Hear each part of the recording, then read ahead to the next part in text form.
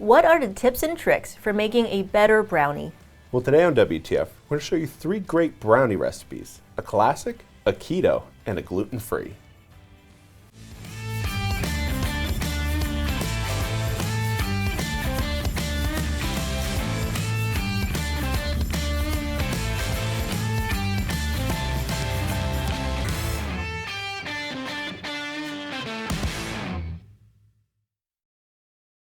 Hello and welcome to WTF, where we transform food here in the Modernist Pantry Test Kitchen. I'm Chef Scott Garin. And I'm Janie Wei, one of the owners of Modernist Pantry. Here on WTF every week we cover unique ingredients and techniques and show you new recipes for your kitchen. So remember to subscribe and you'll get notified of our episodes when they come out. This week we are going to show you how to make brownies 3 different ways: classic, keto, and even gluten-free. So stick around for the entire episode and see all the recipes, or if you only have one that you're interested in, check the links in the description below and jump to that time. All right, now we love brownies here. We've done a bunch of brownies. Can we talk about first, I think, when we're looking into a really good brownie, what qualities are we looking for? It depends on who it is and who's eating the brownie, really. So do you like a brownie that's a bit more fudgy, or do you like a brownie that's just rich in chocolate flavor, maybe a bit more cakey, like my mother likes it? But it really depends on what you want. And the good thing about these recipes is all it takes is a little bit of difference in the cooking time, and you can get all of those, but every single one of them is so full of flavor, and they're gonna last a lot longer because of what we're using. All right, so I think the best way to kind of go through them is maybe to jump into the demos. I know we're going to walk through the classic recipe and the keto recipe. The gluten-free we did on a previous episode. We'll link to that if you want to check that out in greater detail. But of course, as always, all the recipes are in the links in the description below. Now, okay, starting with the classic brownie, I guess because you're doing this for yourself mostly, what are you looking for in that classic brownie? I like center cut, as fudgy as possible. And this recipe is great because you get that fudginess almost to the edges with this recipe, depending on how long you cook it. So around 30 minutes, you're going to get this super fudgy, almost, gooey when you scoop it out of the pan brownie. So this is something that's amazing, and we found a few different things that we did with it to, one, up the flavor, and two, up the ability to hold on to that. Because sometimes if you don't get to all the brownies in one day, which happens, right, you get that edge that it's just a little too hard, it's a little too stale. Like the center's really good, but the edge can just not hold up to the rest of the brownie. It's still delicious, but why not make it delicious for longer? And we found an ingredient that's going to help with that, and that's liquid sunflower lecithin. So it's going to really hold on to that moisture and fat and just give you the best experience, like, consistently. Yeah, and I'm sure you're going to walk us through the demo right here, but let's suppose you make a big sheet pan of brownie and you don't eat it all on the same day. How long do you think that liquid sunflower lecithin is going to help you extend that shelf life? So it's going to be good for up to a week, especially because a lot of people just make them and leave them on the counter, right? If you were to keep them in a refrigerator well wrapped, it's going to last a lot longer, 2 weeks, something like that. If you were to freeze them and pull them out, it's going to last even longer there. It's just not going to let that water release from it. So it's a great recipe for, making a super consistent, long-lasting brownie. Awesome, can't wait to taste it. So let's get into it very simply. So I put the liquid sunflower lecithin right in with my eggs, and the reason why I did that is that it's sticky. It's kind of hydrophobic, which means it doesn't like water so much. So if I put it in with the eggs and I measure it directly in there, I don't have to scrape it out of the bottom of a bowl or something, right? So I can put it right in there.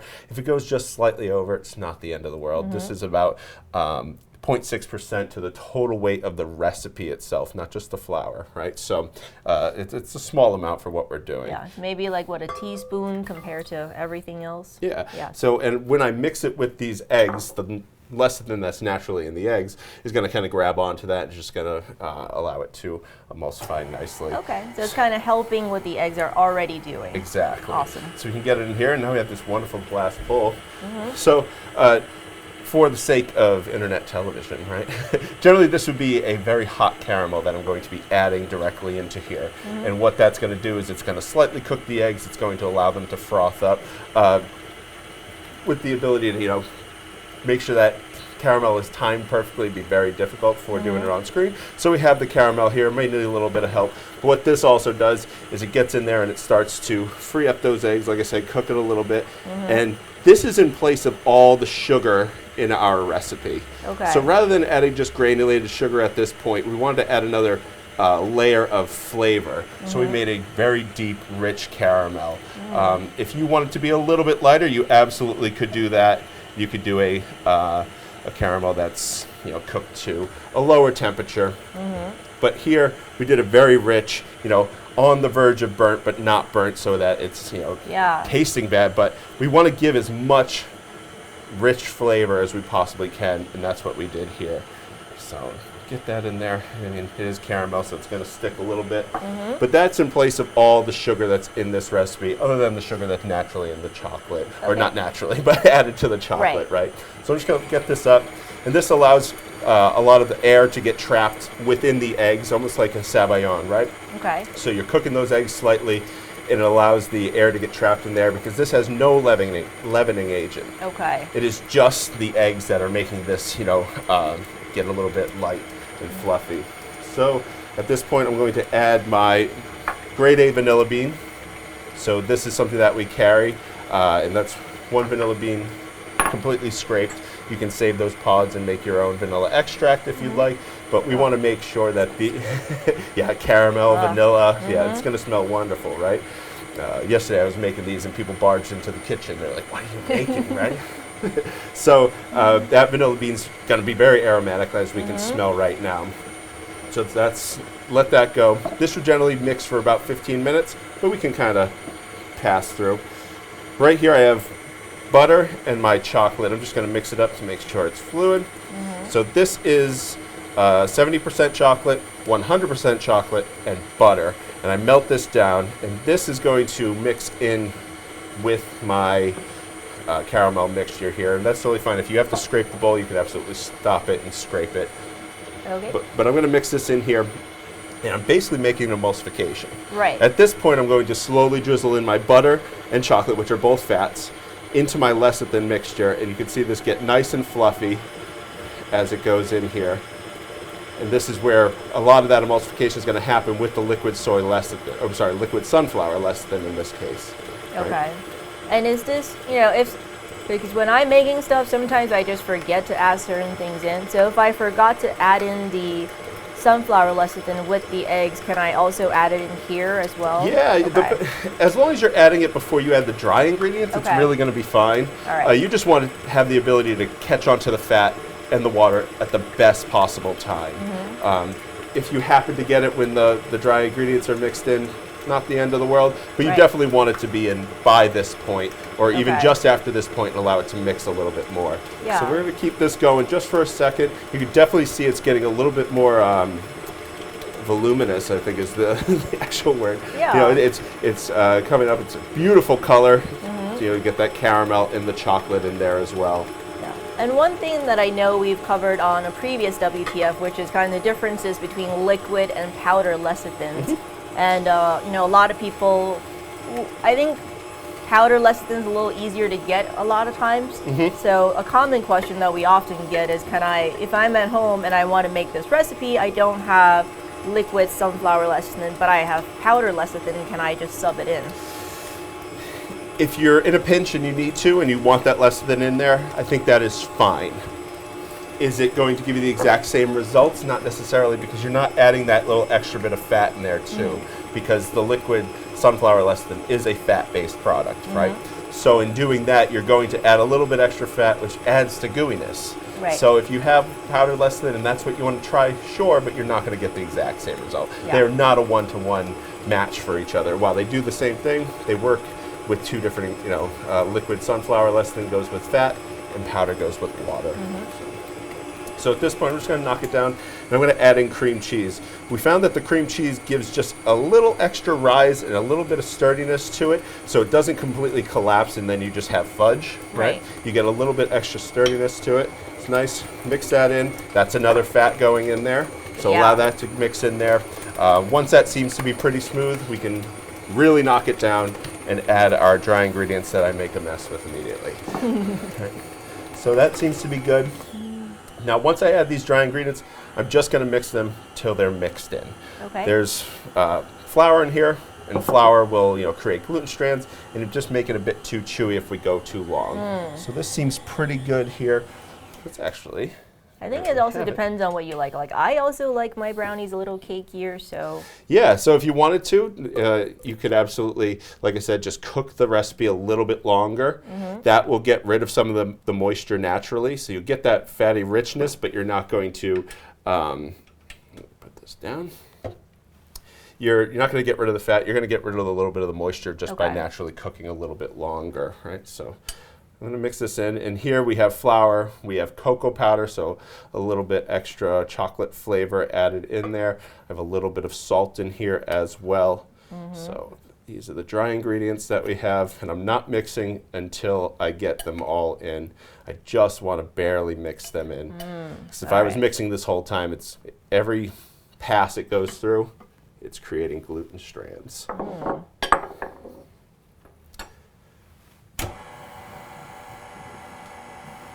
Just until it comes together, it'll be perfect. Okay, so that's very little mixing. Yep. Just until I don't see it, it's not dry anymore. There we go. All right, and I know you talked earlier on about baking, but can you just refresh on, when we talk about baking times, how long are we looking at here?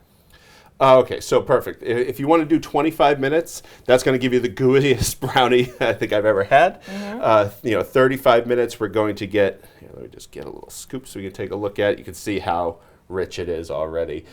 Extremely chocolatey. 35 minutes is going to give you pretty much what we have here, so you get that nice kind of cakey, crispy edge, and then you get that gooey center, and then obviously anything more than that, it's going to be more and more cakey. And around, I think the max that we've got it to is like 45, 50 minutes. And at that point, yeah, it's still dense and rich, but there's a little less, of that, like, it's really soft center, right?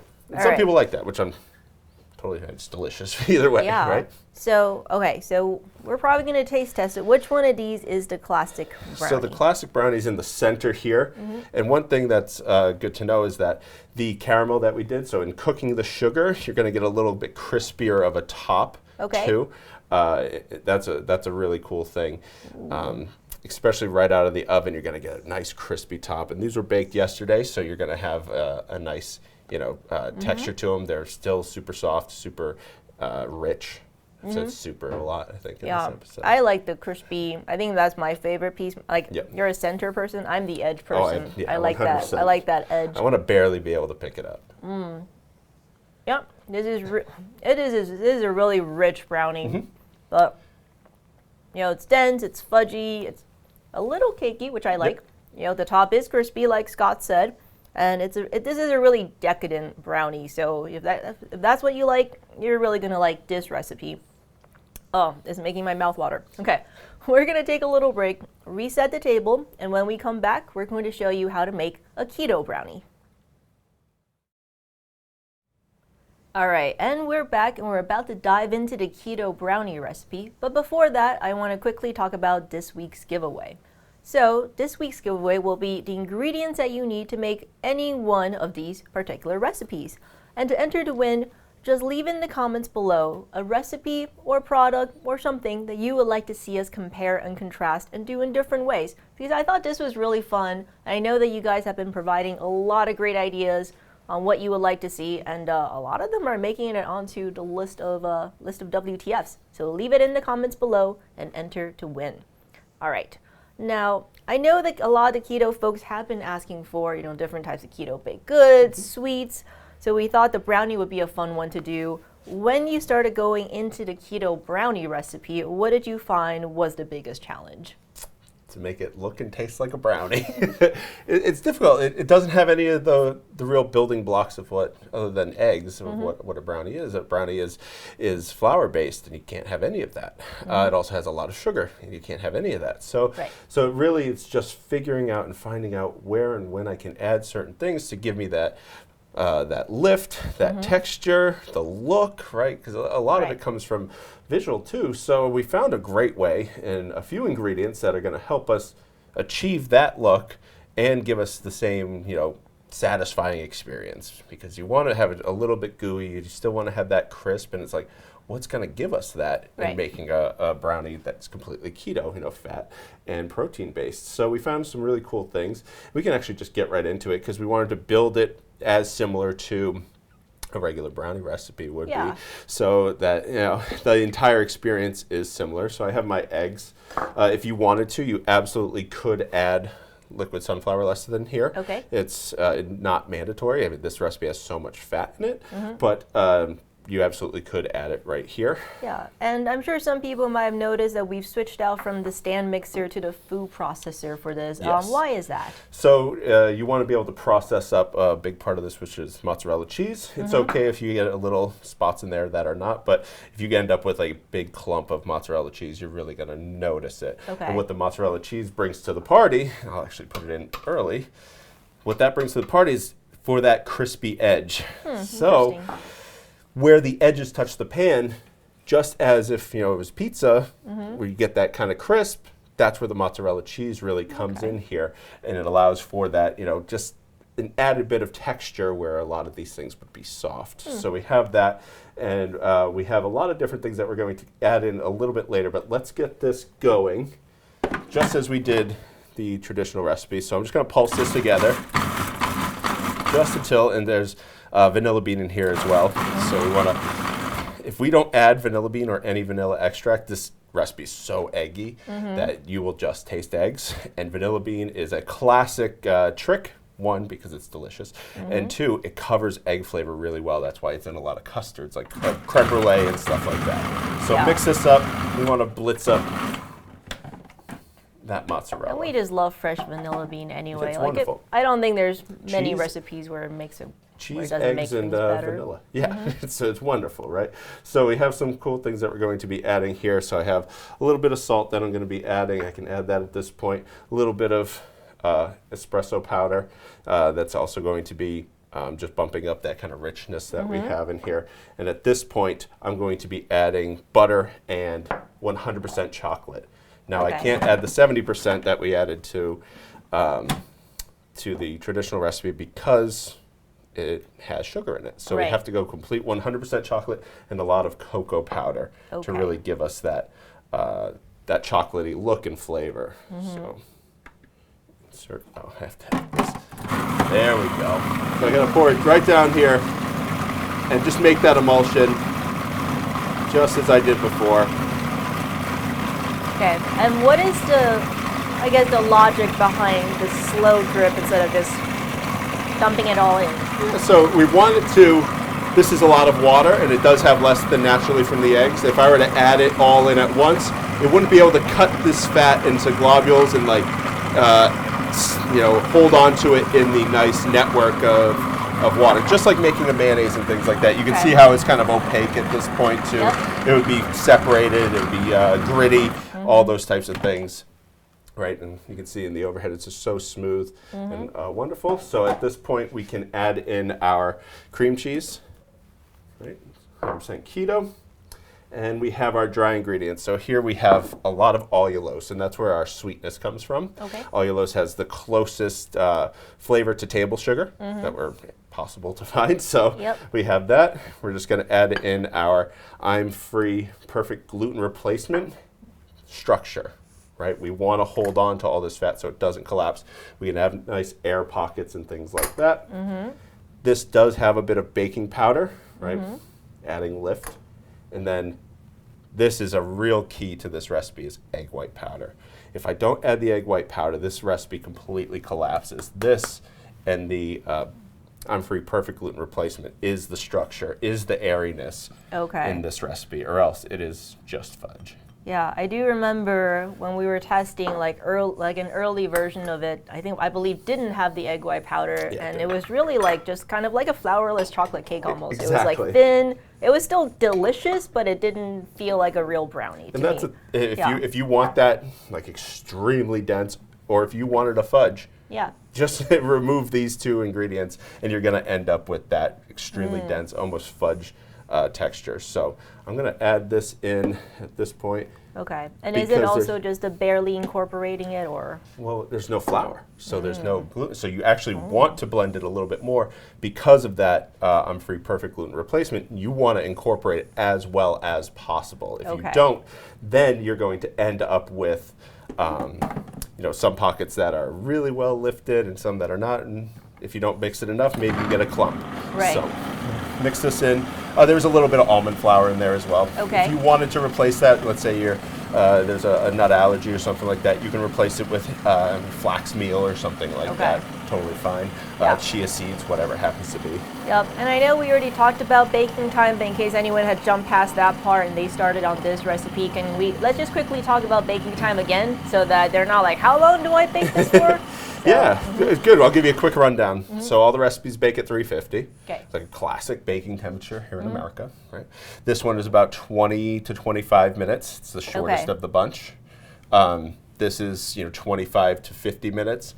And the one on the end, which is the gluten-free, goes the longest because you want to pull out as much moisture with that as possible because it does tend to collapse, right? So that's about 35 minutes is the minimum there. All right. So we have this here, and this is going to be like the lightest of the batters. Oh, look how smooth and yeah, and you're going to get a nice smoothness from this, but you also, that's why you get that nice smooth top and everything, right? So Jane, if you want to try one. I do. This is our keto brownie. And this is delicious. Right? It's pretty surprising. We can actually show it off here. It has nothing that really gives brownies what they usually have, but everything else in there makes it feel and look and taste like a brownie. So that's why I'm really happy with it. Yep, it's obviously very chocolatey. It's sweet, but it's also light. And honestly, if we were just doing a blind taste test and I didn't know this was a keto brownie, I would not be able to tell this is a keto brownie. Like, it just tastes like a brownie. Like, even if you come over here, like, you can see like the snap that you get from the edge of it is very similar to a regular brownie. You get a bit of crispness, which is a nice, break in all the chewiness. Yeah, I'm not getting egg flavor. I'm not getting cheese flavor. Yep. And there's no sugar. Yeah, it's really, really, really good. So I think this one might actually be my favorite for so far. So now we've covered both the classic and the keto brownie. I know we're not going to walk through the gluten-free brownie on this episode, but of course I did want to spend a little time talking about it, because if you can see here, this is actually I think the best looking of the brownies, right? It's got the most structure. It looks super cakey. It's definitely has all this gooey volume. Yeah. Can you talk a little bit about how we made that happen? Because when I think gluten-free, I usually think dense. Like that's the first thing that comes to mind. The thing is, it runs through the same kind of steps that we have here. I do like the texture on that because of the I'm Free Perfect baking flour has some rice flour in it, and I like that. It almost adds like a bit of crispness to every bite.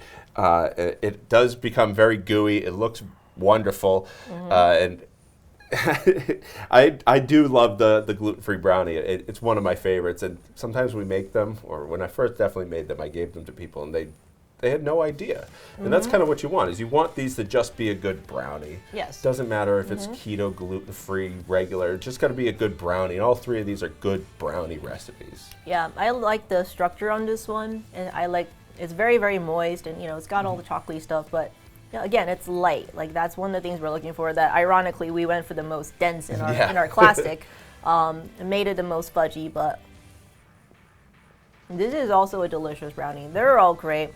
Check out the recipes in the links in the description below. Remember to enter to win. And until next week, from here in the Modernist Pantry Test Kitchen, I'm Janie Wang. And I'm Scott Gary.